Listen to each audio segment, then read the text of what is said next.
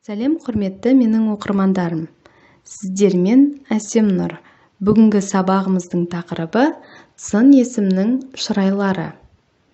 Сын есімнің 4 шырайы бар. Жай, салыстырмалы, күшейтпелі, асырмалы. Жай шырай түрлерінің бәріне негіз болады. Оның арнайы грамматикалық көрсеткіштері жоқ. Мысалы, ол ауаның тазалығы, дүниенің кеңдігі, адамның жомарттығы. Ешқандай салыстырусыз болады. Салыстырмалы шырай аналитикалық тәсілмен жасалады.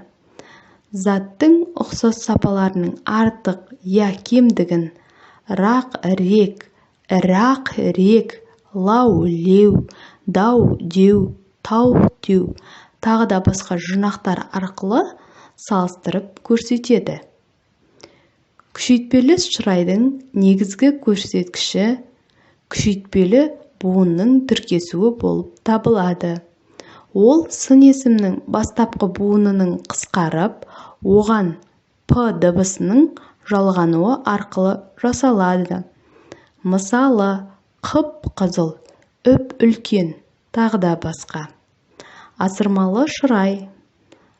Асырмалы шырай сын есімге өте, аса, тым, әбден, орасан, нағыз, нақ, шымқай күшейткіш үстеулерінің тіркесуінен жасалады.